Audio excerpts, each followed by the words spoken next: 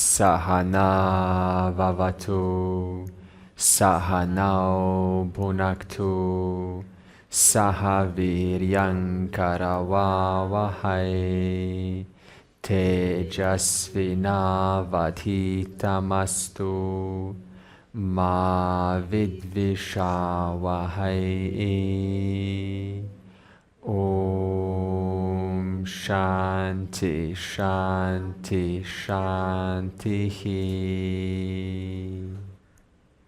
So we said in verse 32 that the body goes through 6 stages, and all of these 6 stages are pertinent to the body. You can also say they are relevant to the mind. The mind is, well, a thought is born, it survives, it grows, it changes, it starts to wane away, and it dies again. And then another thought is born, it survives, but while it's surviving, it's growing, it's expanding, it's shrinking, it's decaying, it then again goes away. So every thought goes through these 6 stages. Even now it's growing and changing and surviving and shrinking and decaying, and yet there is one presence in whose presence all of these changes and decays and growth are going on constantly. And therefore this model wants to show you that what does it mean to be discerning? Okay, that means I can still appreciate my body and my mind for going through these 6 stages. It's meant to go through these 6 stages because it's an empirical design. It's Ishvara Srishti, and it can't be stopped, only appreciated and used to the best of your ability. We said before that when you use your, this adhyasa, the superimposition, to polish it up, to refine it, to make it a little bit more mature, then it becomes karma yoga. See, so this means karma yoga is what takes the snake and says, I'm going to carry the snake, high, and I'm going to take care of the snake, and I'm going to appease it so that the snake can be very refined and slowly get rid of its image of itself, because the real thing is a rope, but the snake still has some things. So you want to slowly make sure that the snake is okay with it, because this fear, like I don't want to let go of my ego, I don't want to let go of my snake. This is a common thing, and therefore it stops us from moksha. And I remember my own times early, and I thought moksha is end of me, right? Like end of my personality, I'm just going to open the door and I'm going to walk out and not care about anyone. I can't do this. What about my parents? What about my family? What about my business? And so one notion stops the person from pursuing the journey. And it's not like that at all, because the personality remains, the individuality remains, but it's known to be mithya. Okay? Individuality remains, but it's known to be mithya. And thereby, nothing is lost, everything is gained. And so, in that same way, the senses, it says here, there is no connection for me with the sense objects, whatever it is, sound, tastes, and feelings. These are all products of the instrument that we are wearing. And now let's continue. Let's see what verse 33 says. No mind, no emotions. Verse 33. Amanastvat na me dukkha raga dvesha bhayadayaha. Apranaha hi amanaha shubra iti adi shruti shasanat. So essentially, I am free from the mind, attachment, sorrow, hatred, prana, even the mind. And this is what the Shruti says. So this means it is now up to me to discover through pramana how that is true. That's what the pramana shows us, which we've already relatively done. But the essence of this verse is that the Shrutis declare that Atma is free of all of these conditions, like sorrow. So Atma is free of sorrow and likes and dislikes and whatever else is on there. So if we try to recreate this at the mind, See this problem? We try to recreate this sorrow-free at the level of the mind. So Atma, and then you got descriptions like free of sorrow or attachment. Uses attachment. Free of sorrow and free of attachment. Now Atma is already pure. It's already attributeless. So it doesn't have sorrow. It doesn't have attachment to anything. So what has attachment? What has sorrow? The body-mind. So this means at the level of the body-mind, there will be some level of attachment. Nobody can be free of attachment. That's a fact. In a relationship especially, there will be attachment one way or the other. And this I can be okay with. Cognitively, I recognize this is at the level of the mind and intellect and body. Because that's the only way human beings can interact. If there's no attachment, if there's no investment, then the connection is going to break down. Nothing can happen. So when it says Atma is free of sorrow, am I trying to make my mind free of sorrow? Because mind is changing. It's meant to report the data of the world. It's meant to give me feedback of the world. It's meant to experience sorrow. It's meant to experience attachment. I'm okay with that.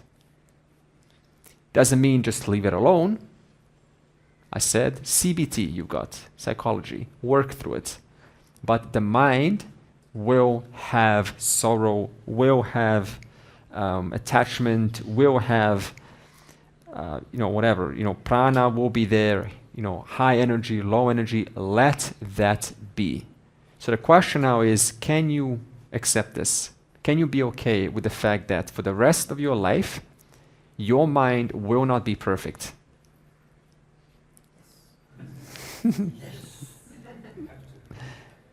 I want us to take a little commitment, self-talk right now, self-commitment.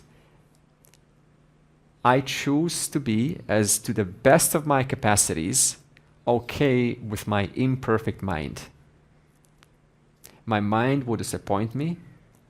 My mind will show me dark thoughts.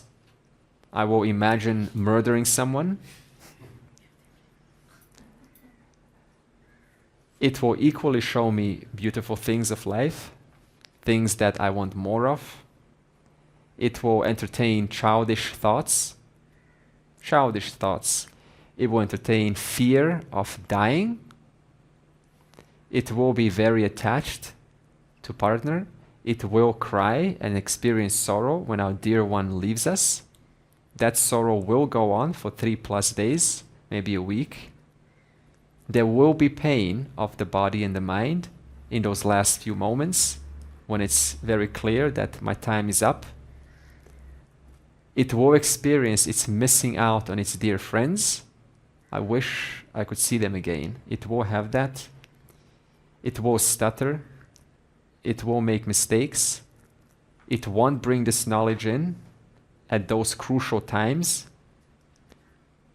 It will therefore feel disappointed about itself. All of this is going to happen. I'm okay with that. When it happens, deep breath, fall back. What's your fallback? Again, tomorrow, same thing.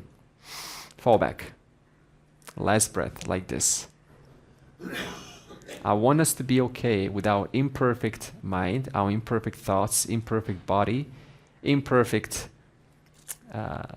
lifestyle, whatever that involves, habits, addictions, that are all there. They make you up. I don't think, you may change it or not change it, it doesn't really matter, but relatively we're taking care of our bodies and our minds. We're not kids anymore. Don't stop. There's no point saying that anymore. Therefore, since we're not going to most likely stop because you're kind of already etched, your brain's etched in your habits by now, what you can do is change your attitude. That's why I say fall back. What's the attitude? How do I choose to look at this? What will I bring into my mind before going forward? And we said yesterday in the Gita, Samanya Dharma. Is this keeping with the well-being of myself and the well-being of the other person? If it's some dirty habit, some whatever habit it is, still, I can do it with grace, I can do it with more devotion, I can move away. Not if someone likes big music, I can turn the music down, put headphones on, some ideas to minimize that hurt. Therefore, it's a huge thing to be okay with me as this person. It's a huge thing. No need to change anything, really. The change will happen on its own. You see, it's not like I have to change. Change happens on its own accord. The more we bring this knowledge and entertain behind the scenes what's really happening is change is going on. And then 1 year later you find yourself like a different person. Can you relate to this? You've been going and listening and listening and listening. And the kind of change that has occurred a year later is almost totally different than the one that we imagined. We imagined to be this and that person. There is change nevertheless, but it's a different kind of a change. That's organic change. And that organic change comes through fallback. What is my fallback when something happens that is unpleasant? I am totally free from attachment. This is as I said. So cognitively, we understand the buddhi goes through attachment, the mind goes through sorrow, the body goes through pain. That is all at the level of the kosha, at the level of the body, whatever term you want to use. You don't have to use 5 koshas. They're just functions. In the presence of awareness, that all becomes illumined. It becomes shan. Illumined, illumined, illumined, illumined, sorrow illumined, joy illumined, again sorrow illumined, constantly. That means whatever experience happens, I am there. It has not displaced you. So I want to bring this important point up again. Suppose after this retreat ends, and you say, you know, I need a little bit more of this stuff. You know, I need like reminders. What will be your fallback? What will be your fallback? Like, I need to remember who I am. What will be your default understanding to recognize that you never went? That you're still there?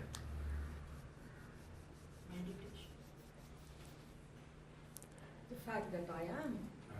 I am still. I am still. In that amness, there will be a mind that will be agitated. Guaranteed. In that amness, there will be a seeking mind. Doesn't mean I am a seeker. The mind still carries its old stuff of wanting to polish itself up. Therefore, it's a cognitive understanding. The seeker may still a little bit continue, wants to improve, improve, improve. But all throughout, understand, it doesn't really improve me. Because I never vartate, I never grow, I never decay, I never die, never get born. There's no better version of awareness. There's a better version of the mind. But of the light in whose presence the growing, decaying mind is revealed, that light never goes out of existence. And because you are carrying this mind, you will naturally feel compelled to continue improving it. It's guaranteed. Now, because you want to keep improving the mind, does that sort of make some statement about you, how you're ignorant? No. Karma yoga. To self-improve, to improve the mind and the body, is a natural expression of a healthy personality. So there's no need to feel guilty. Oh, I'm still improving myself, you know, I'm ignorant, therefore it will continue. Still doing my duty in the world, getting feedback from people, and then it triggers something, there's an opportunity to correct. So this continues for all. Therefore, I'm putting just things in perspective. Improvement is okay, Growth is okay. Decay is okay. But we recognize it's at the level of the body and the mind.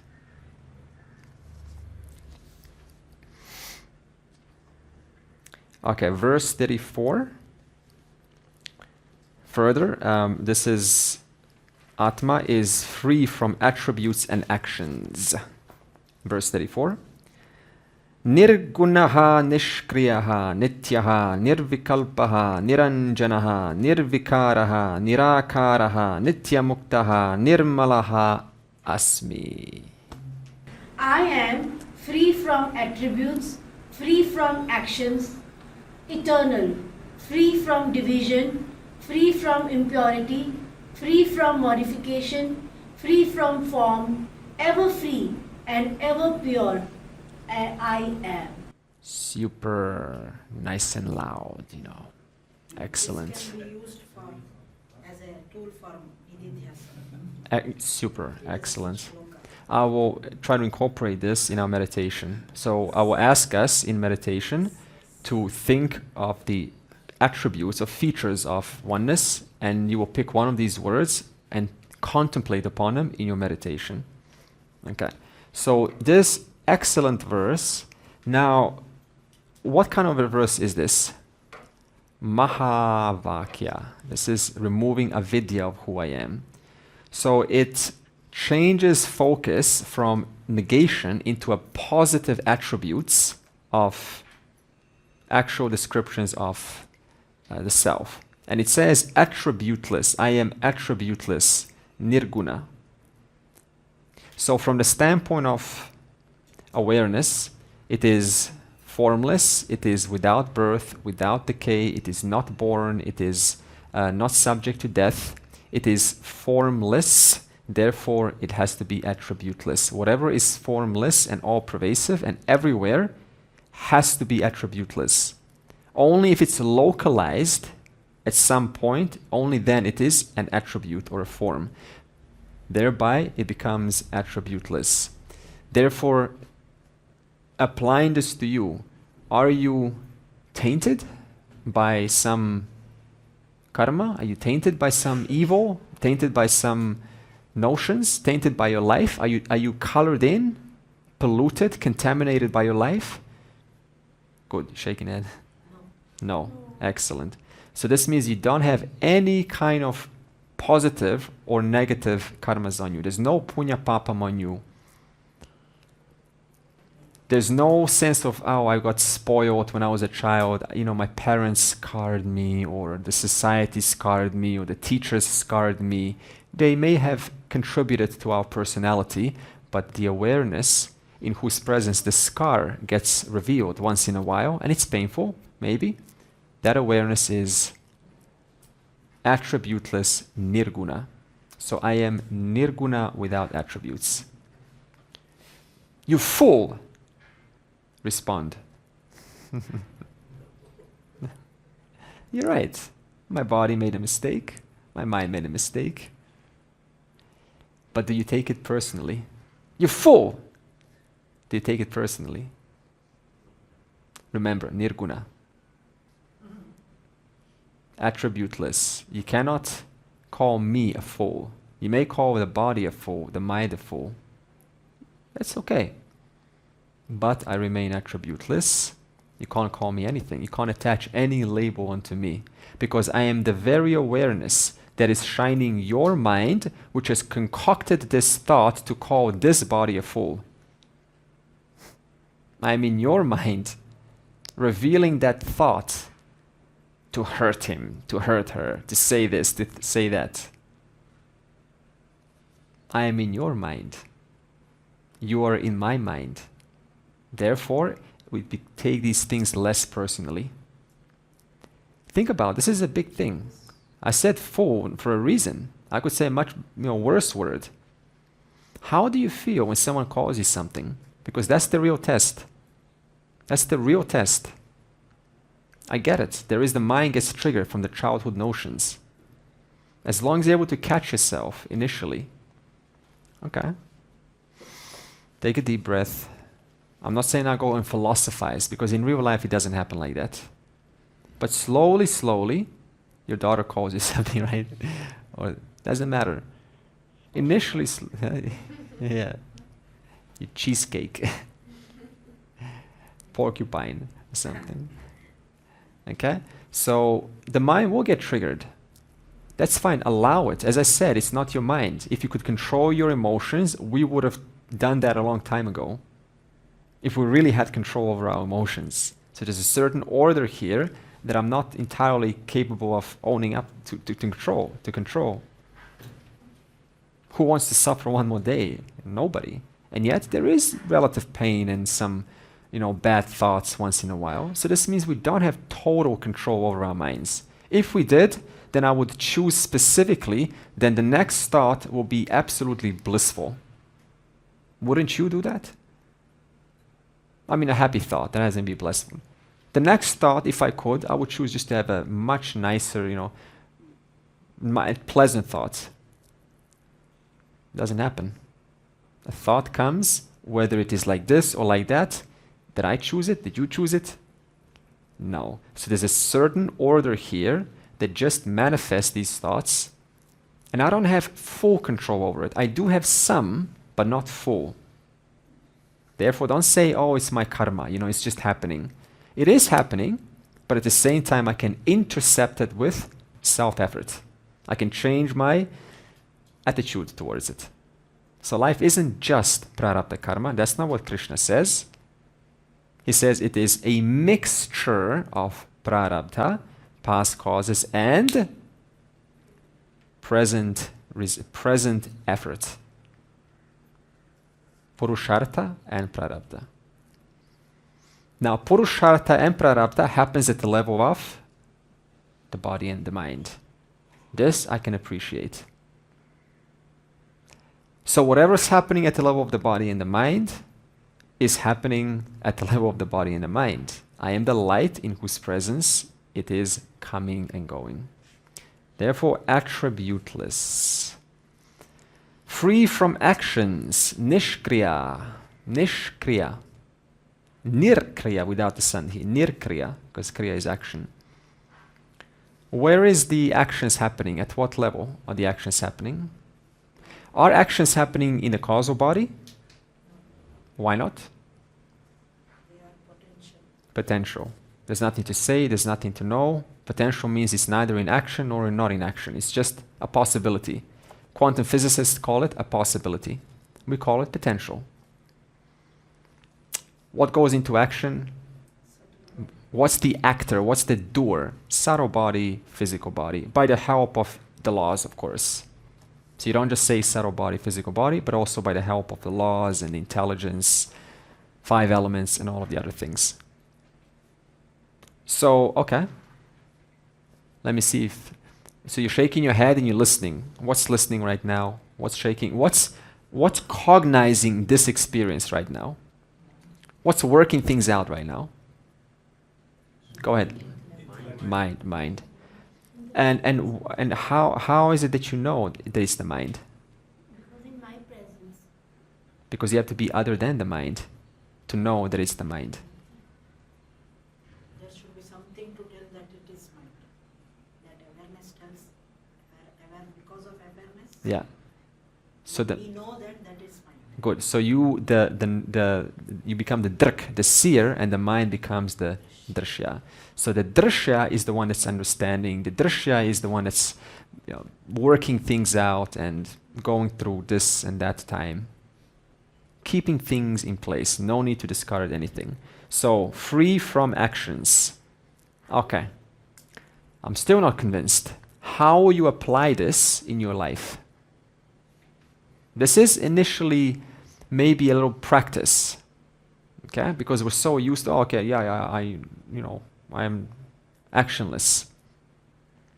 Give me an example. What's doing, what's knowing right now, right? It's the ahamkara, it's the body, the mind. In the presence of awareness, the ahamkara is right now a doer, a knower, an experiencer, whatever. Ahamkara is the doer. Is the doer, the knower, the experiencer. When I say I am not the doer, the ahamkara is not saying I am not the doer. It's the presence which is saying, no, I'm conscious, okay? Yeah, so when you say I am the doer, when you say I am the, no, it's fine, it's fine. Faith, trust in yourself. So you're right, I like what you're saying. So when you say I am not the doer, it has to be other than the doer. It has to be, so it's not referring to ahamkara, because you woke up and you were sort of an enjoyer of that nice waking up, right? Hopefully. And maybe the sound came, it was very nice today, I enjoyed it. It was not this big thing. So in that moment you were a enjoyer. Now, ahamkara is a knower. But in the bad, I am, here I am. There was awareness of that enjoyment. There is awareness of this communication, this knowing. That awareness is I. Suppose I have done some action which I feel, like right now I feel I shouldn't have disturbed the whole crowd or whatever. If some action I have done which I feel was not appropriate.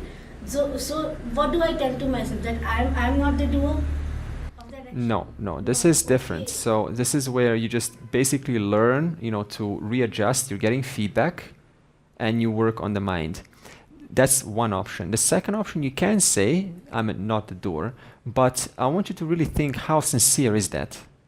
Because it can kind of come off as fake, I'm not really doing this. I mean, in real life, we don't really think like this, do we? I'm not a doer. So there's a certain understanding which takes place in a class, and I still have to do things, I still have to attend, I still have to respond, but I personally don't philosophize. I'm not a doer.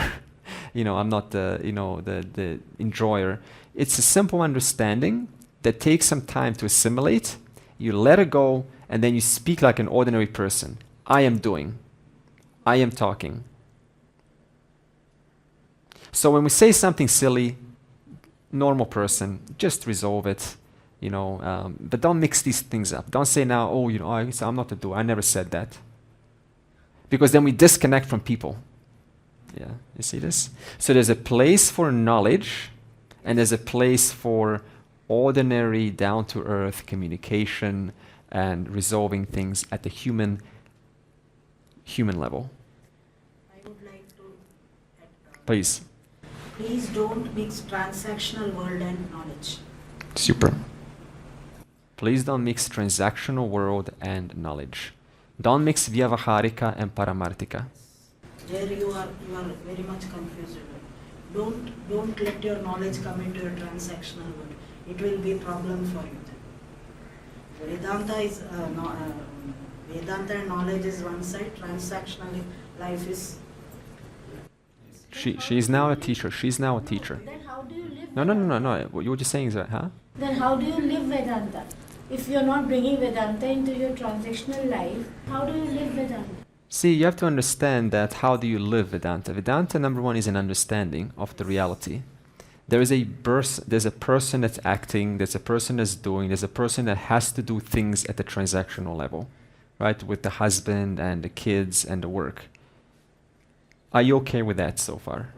Okay. So now the next question is then, where does this knowledge come in? What do I do with that? There is a person that has to do things. Through and through all of that, I am free of the whole person, the whole transaction. I am free of that. But still, it's not a big deal, because tell me a time when you didn't have awareness. When were you not aware? Is it suddenly now that you come to Vedanta and suddenly you've gained awareness? No. Before Vedanta there was awareness. After Vedanta there's awareness. You just know that awareness is the content of all things. Let it go. Now continue your world. Continue your worldly transactions. I understand. Hey, I'm dealing with pots here, with many pots. And I have to this pot has to say hello to this pot. It's part of the living here. But at the level of understanding, ultimately, there's no real difference between you and I. At the level of the substance, at the level of the name and form, I have to do what I have to do as a person. The body-mind has to do what it has to do as a person. And it will change by itself in the realization. It will change by itself. It will change by itself, yeah. Would someone like to contribute also? So You take a different perspective of what is given. See, real life problems have real life solutions, but in the background you just have an understanding. Yeah. Yeah. You ask how to live Vedanta by understanding, not Yes. by performing. Yeah. Will you Yeah. slap a person and tell I am not a doer? Will it be okay in this transactional world? No. Yeah. There are some rules for that. You have to understand the Vedanta and live, not practically. Yeah, it's not. Now, maybe what confused is I specifically said here, how do you practice? I said this in the class. How do you practice free from actions? Now, if this confused, there's two ways to look at this. Because I don't know who I'm talking to. I don't know whether you understood or not. So I'm speaking to both possibilities. Initially, I have to understand there is a certain order of reality called the body-mind. And the body-mind is the door. If I haven't understood, then at least I begin by bringing this knowledge to my mind actively. Okay, now body-mind is doing. Okay, so right now body-mind is talking. Okay, body-mind is talking. This is all initial practice. It primes your mind to understand eventually that it's actually true. You don't have to practice it. So initially we start out practicing. Then it just becomes automatic. Initially we start to drive the car, where's the gear, clutch, look at all the signs, no music, no, don't talk to me, I'm concentrating, right? So much activity is going on, okay, clutch, gas, looking at the road signs, totally like immersed. Now you're just talking, looking out the window, automatic, spontaneous, effortless. So in that sense, how do you apply this? Action is happening at the level of a subtle and gross body. That's a fact. Right now, all of this is happening at the level of the subtle and the gross body. That's a fact. I don't need to be reminded that. It's an understanding.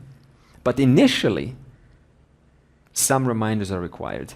Because our minds is so conditioned to revert back to the old, even when knowledge takes place.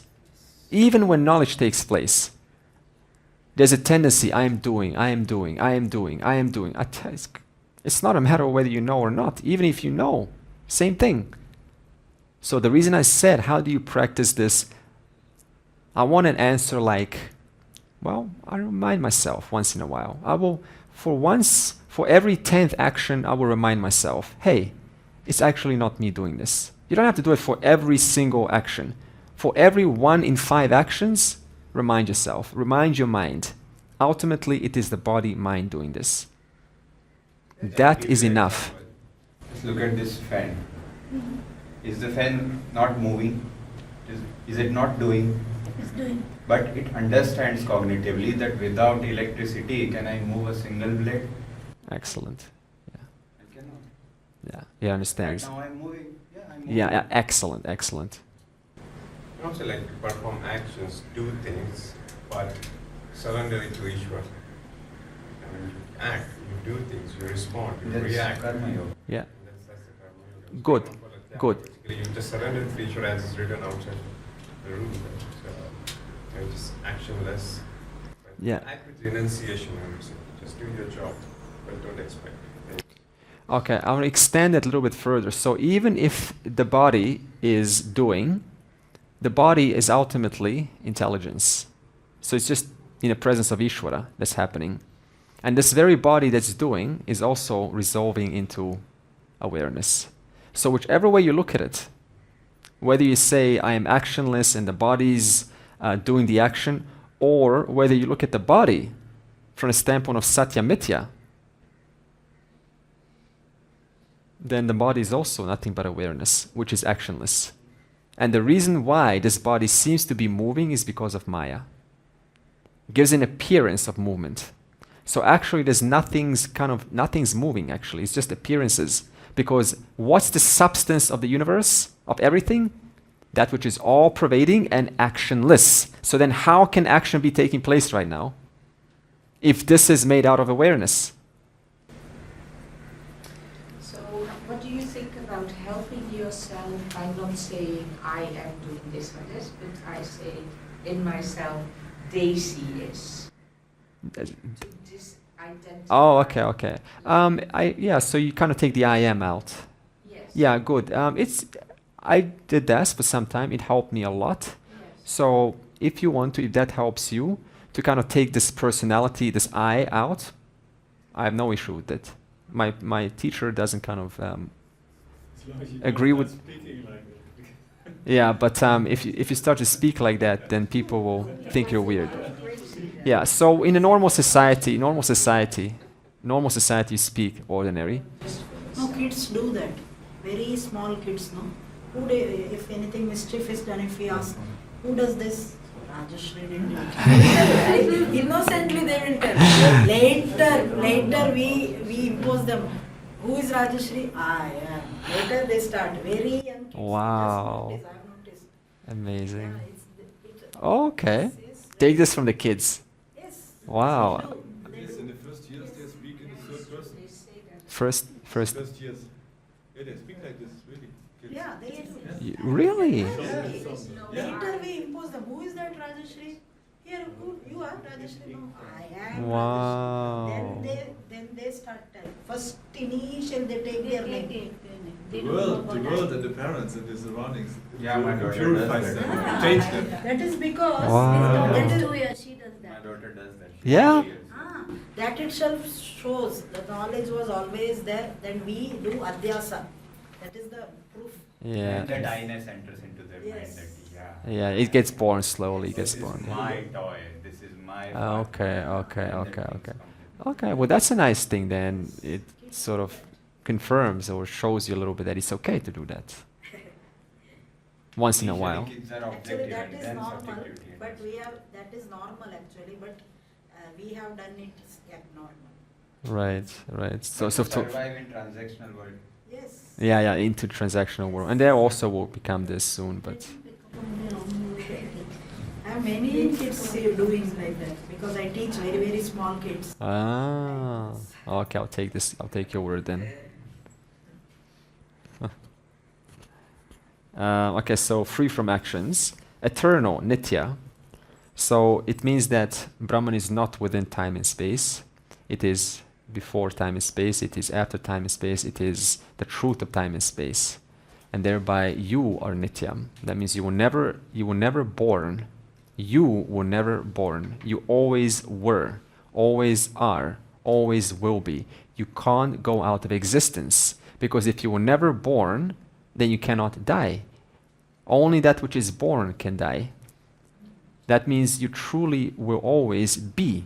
You will be the exact same I am that you are right now.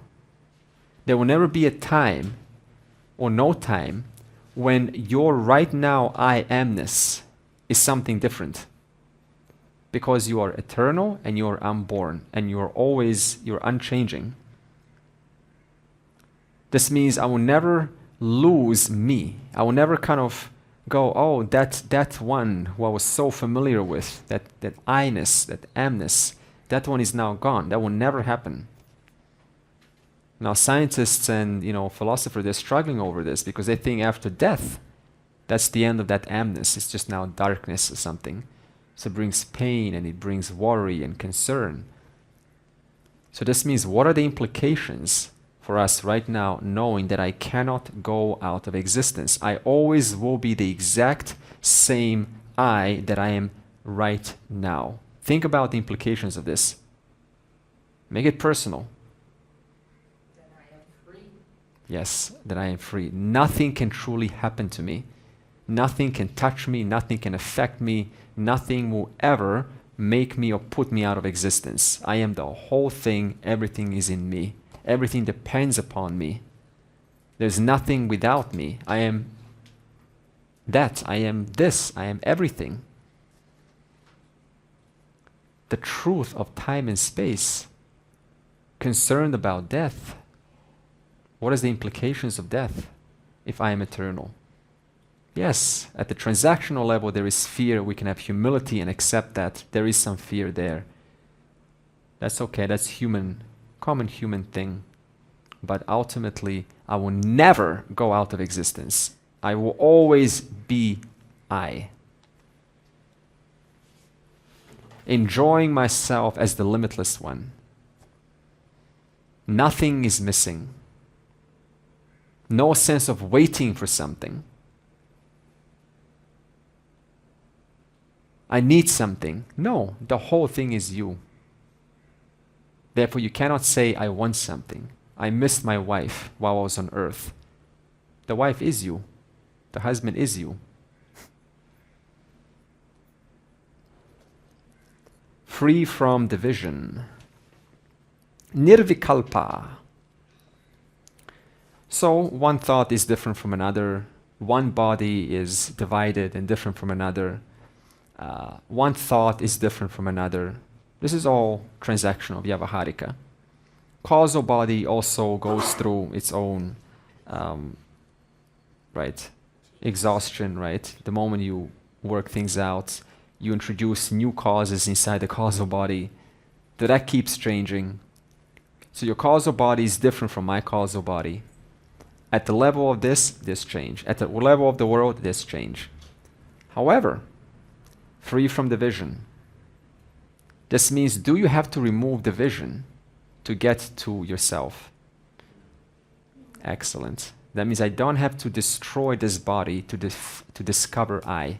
I don't have to destroy this thought to discover I. I don't have to touch the world to discover I. Because I am already everywhere. Everything is already me. The piano is me, the cockroach, the bird, the crow, the wind, the hair, the emotion. Nothing divides me. There's nothing can suddenly say, hey, let me put a block and I'm going to split you and now I'm missing the second half of me. I am everywhere.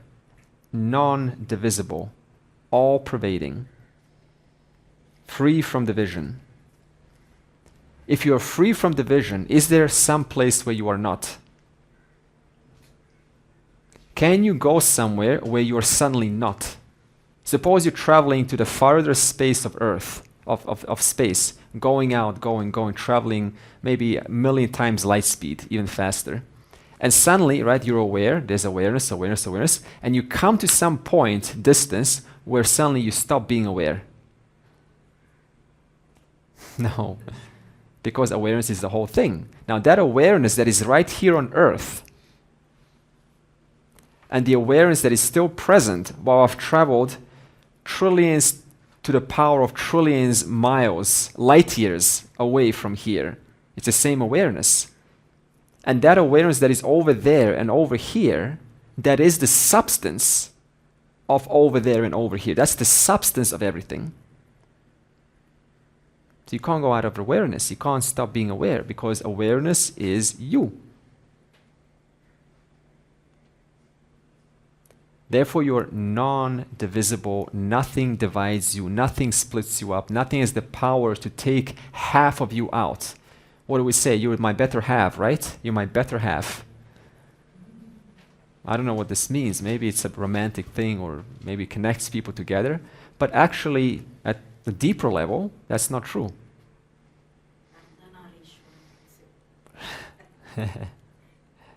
You can say that, and it's nice to say at the transactional level. You see this? At the transactional level, are you going to stop now saying, I'm not going to love you, you are me. I'm not going to attend to your needs, because you're inside me. Everything will crumble away if one does that. Therefore, see, this is what we mean. Transactional has a purpose. I will still say, I need you. I need some emotional support. That's humility. But understanding cognitively, ultimately, this is a play. For a short while, a play. And that play will demand some attention, demand some hugging, some validation, which is okay. I also experience this in a material level. When I am in my house and I need something, just a piece of rope or something, and I might initially think I don't have it, but because I need it, it must be there, and I always find it.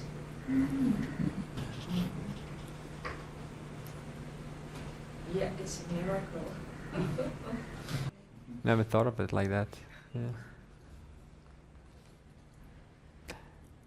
I need food. In 15 minutes. So you are non-divisible. Remember this. Right now, so if you are non-divisible, then can you say that I'm here only? That I'm only here? That I'm only here? That I'm only there? What does this mean if you're non-divisible? I must be thus everywhere. Remember, this is Mahavakya. This is telling you who you are. So you have no choice but to understand and accept this. Because we said knowledge is Vastu Tantra. It's not Purusha Tantra. I don't get a say. I have to understand and align according to the teaching. Ever pure, Niranjanaha Nirmala. Ever pure. So, I want to detoxify. I need a detoxification here. What is this I referring to? Ahankara body, of course. So you're ever pure, ever clean, ever purified, uncontaminated, untainted. There's no specks on you. There's no any kind of bad or good attributes. You are the whole thing. Because we said Satya-Mithya relationship, at the level of Satya, it's always free of the attributes of Mithya. While Mithya depends on Satyam, Satyam, without which there is no existence of Mithya, remains free of Mithya attributes. Therefore, since you are the final, since everything is the final Satyam, Satyam is without any attributes, not tainted, and therefore it is pure. It is not invaded. It's not invaded by some contaminant. There's no devil or some bad vibes. Bad vibes don't stick onto you. You don't have any bad vibes. You don't have good vibes either. No attributes. Vibes are attributes. You have no bad energy, good energy. Even love, you are free of love because you're much bigger than love. Love is just a lovely thing that we have on earth here, and also different lokas, that closeness, warmth, companionship, closeness, trust. All of this is what Ishvara has given us at the level of Mithya. But you are much bigger than love. Love is a taster. Just like happiness is a taster of oneness, love is a taster of your nature also, from a different standpoint. Did you ever notice that when you're happy? It's fullness. It's fullness. And when there's love, there's warmth and closeness, it's also fullness, but it's a different kind of taster to it. So they're just expressions of who you are. Two different ways to relate to who you are. But you're much more than both. And I look at Daisy from I am, then love comes up for Daisy. Then love comes up. Love comes up, yeah. Because I find it more difficult with other people. Yeah, your locus of control is only here. So you cannot kind of, and also because we're conditioned by, a little bit of our own stories. So there's some blockages sometimes. Yeah, because with nature or trees, Yeah. it's also... It's common because we sometimes love pets more than people, or tigers or dogs. In fact, I think I love dogs more than people. It's so cute and so, cozy. reliable. Yeah, I don't know why. I just love dogs so much. But it doesn't mean, that you're going to have... You understand, it's one form of love. There's no judgment, I guess. They don't judge you. You feel like that, oh, they're my best friend. Trust. Huh? Unconditional. Unconditioned, yeah. Yes. And I guess that makes it so much easier to love them. Yeah. So it's interesting, right? How we have so much capacity to love, and yet these small obstacles here and there hinder us from feeling that love for other people and sometimes ourselves. So now you don't have to kind of feel love for everyone. You understand, this is, my conditions. I'm carrying some blockages, some from childhood and so on. It may not be, loving and hugging everyone. That's a possibility, but you're no longer chasing for that. That's the point. Some people want that. They want to feel that love for everyone. That's again, missing the point. Nirakara, free from form. Free from form of the world, free from your thoughts, free from your body, free from fear, attachment. Where does fear happen? Where does attachment happen? At the level of Manomaya Kosha, Vijnanamaya, doesn't matter. Okay? Free from, because as we said, attributes are only at the level of Mithya, but you are the ultimate Satyam.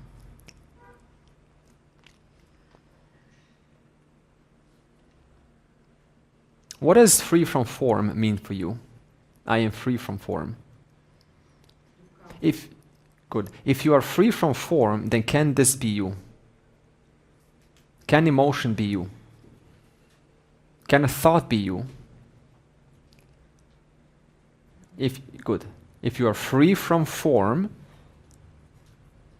then I can't be an emotion.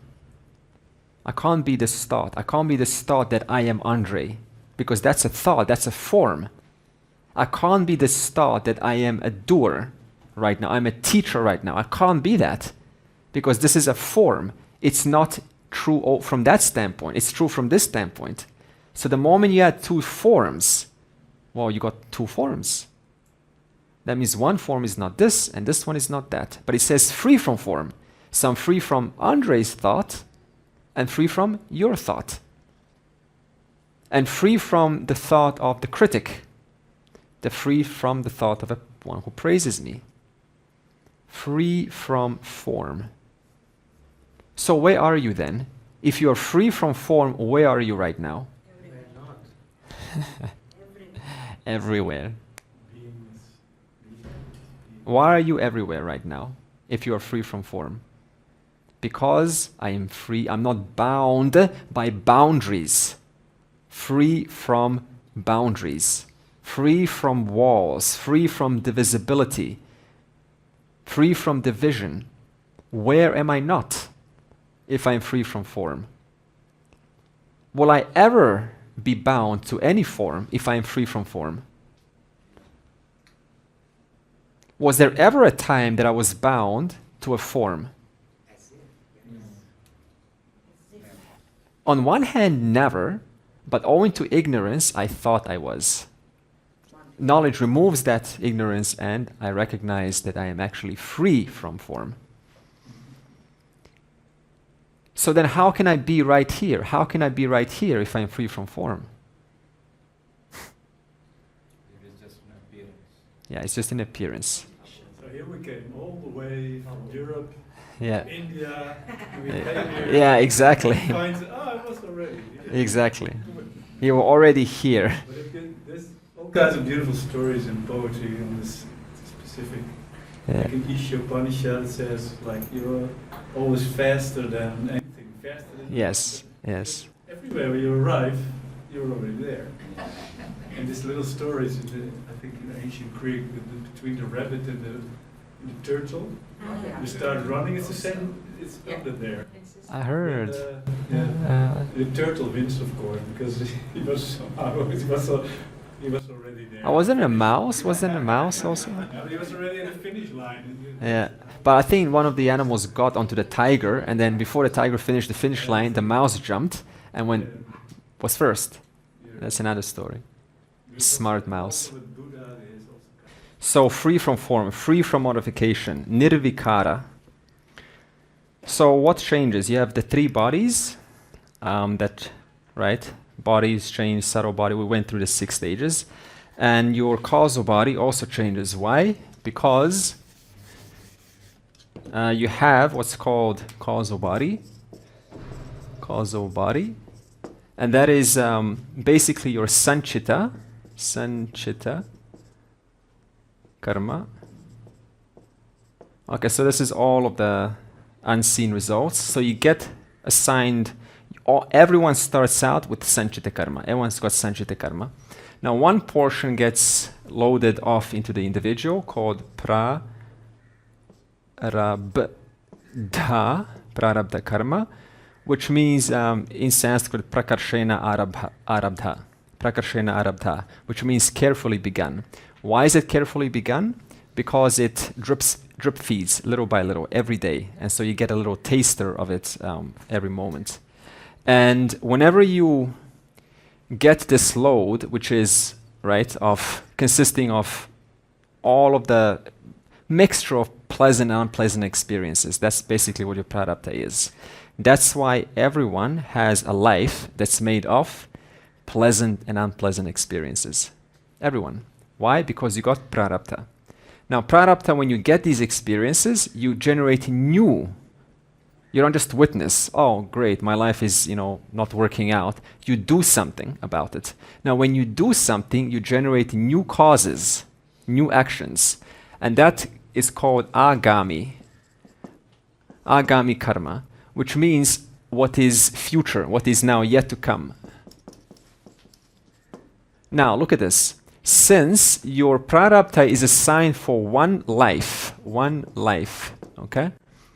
You are busy you're busy working this out. Now, because you're busy with this, then can you really exhaust your agami? No. That's why after death, this agami has to go back into sanchita and the whole cycle repeats. So why am I showing this? Because this system changes.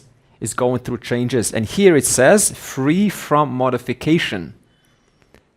Therefore, this system also cannot be I, cannot belong to awareness.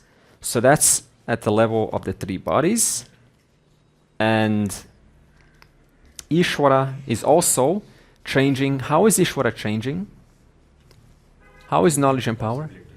Possibilities constantly have to reshuffle, reorganize, but also has to go from manifest to unmanifest, manifest to unmanifest. So in that sense, the body, mind is changing and Ishvara is changing. It was Maya now which was having infinite possibility. Ishvara. Maya is in potential.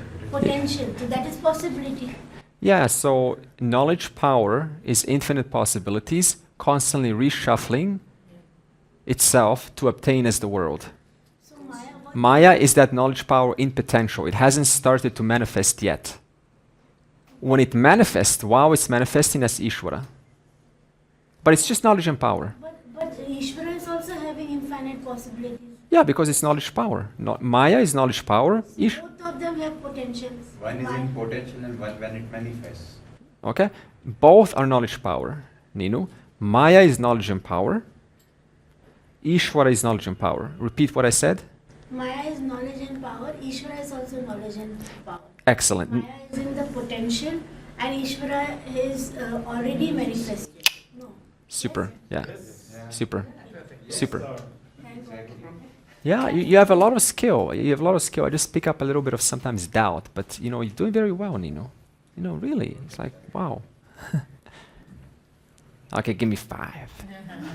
I like it. Yes. I have been a preschool teacher and I used to always do that. Okay, I'm going to chant this verse again. Nirgunaha nishkriyaha. Actually, do it with me. Nirgunaha nishkriyaha nityaha nirvikalpaha niranjanaha nirvikaraha nirakaraha nityamuktaha nirmalaha asmi. Again. Nirgunaha nishkriyaha nityaha nirvikalpaha niranjanaha nirvikaraha nirakaraha nityamuktaha nirmalaha asmi. This is our verse. And next time we meet, we will summarize all verses from 1 to 34 today.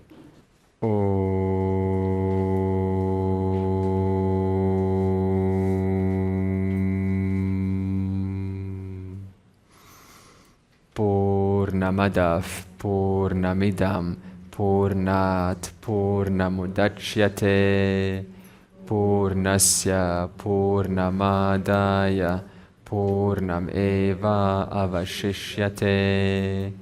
Om Shanti Shanti Shanti.